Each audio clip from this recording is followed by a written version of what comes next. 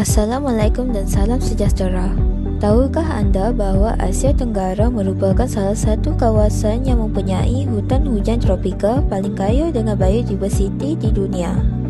Namun, setiap tahun kita kehilangan jutaan hektar hutan akibat aktiviti manusia. Hari ini kami akan membincangkan isu pemusnahan hutan di Asia Tenggara.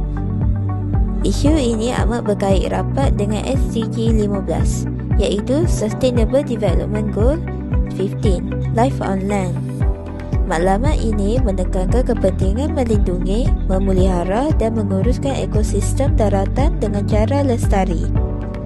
Antara sasaran SDG 15 termasuklah menghentikan kehilangan biodiversiti, mengurangkan kadar penebangan hutan, memelihara kawasan hutan simpan serta melindungi spesies terancam daripada kepupusan.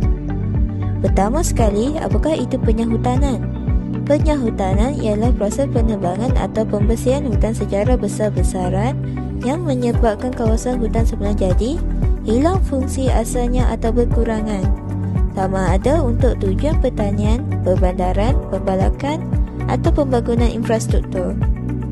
Asia Tenggara termasuk dalam kawasan yang mencatat kadar kehilangan hutan tertinggi di dunia, menandakan masalah penyahutanan di rantau ini perlu ditangani dengan kadar segera. Di Asia Tenggara, banyak negara terjejas akibat penyahutanan, antaranya Malaysia, Indonesia, Thailand, Myanmar, Laos, Kemboja, Vietnam dan Brunei. Contoh nyata ialah hutan Borneo yang antara hutan hujan tropika tertua dunia, tetapi ditebang untuk pembalakan dan ladang sawit. Di Indonesia, hutan di Sumatera dan Kalimantan pula banyak dimusnahkan untuk ladang sawit dan kertas. Malah kebakaran hutan hampir setiap tahun menyebabkan jerebu merentas sepadan. Seterusnya, di tanah tinggi Mekong, kawasan hutan ditebang untuk empangan dan pertanian. Akibatnya, banyak spesies unik seperti orang utan, gajah Pygmy Borneo dan badak Sumatera semakin terancam. Secara keseluruhan, sejak tahun 2001, Asia Tenggara telah kehilangan lebih 15% hutan asal. Saya Nuhadilat ingin membentangkan tentang punca penyahutanan, iaitu proses kehilangan kawasan hutan akibat aktiviti manusia yang tidak lestari. Pertama ialah pertanian dan peladangan, iaitu pembukaan hutan untuk tanaman seperti kelapa sawit dan getah. Kedua ialah pembalakan tidak terkawal, iaitu penebangan pokok berlebihan tanpa kawalan, termasuklah pembalakan haram. Ketiga ialah pembangunan infrastruktur, iaitu projek jalan, empangan dan perumahan dapat memusnahkan kawasan hutan. Keempat ialah perlumbungan aktiviti seperti emas dapat merosakkan tanah serta habitat. Kelima ialah kepadatan penduduk, iaitu penambahan penduduk memerlukan lebih banyak tanah untuk pembangunan. Seterusnya, saya akan membincangkan mengenai kesan negatif penyahutanan. Pertama, penyahutanan menyebabkan kepupusan biodiversiti, di mana pelbagai spesies flora dan fauna kehilangan habitat semula jadi mereka. Keadaan ini mengganggu keseimbangan ekosistem.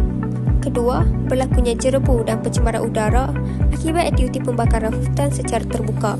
Fenomena ini turut memberi kesan buruk terhadap kesihatan manusia. Ketiga, iklim global terganggu.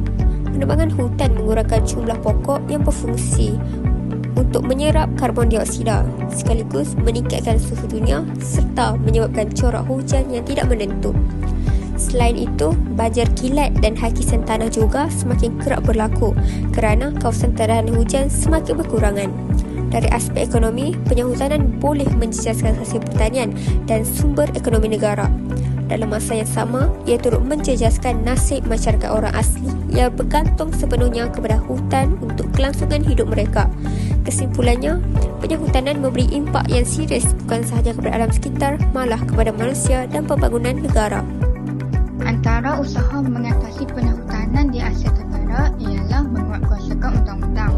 Contohnya, kerajaan mengambil tindakan tegas terhadap pembalakan haram dan syarikat yang membakar hutan. Kedua, mengadakan kempen kesedaran untuk mendidik masyarakat tentang kepentingan menjaga hutan. Ketiga, memperkenalkan pensijilan sawit mapan seperti MSPO dan RSPO supaya aktiviti peladangan lebih terkawal dan mesra alam. Keempat, pendidikan dan pelibatan komuniti melalui program gotong royong, ekopelancongan dan aktiviti alam sekitar.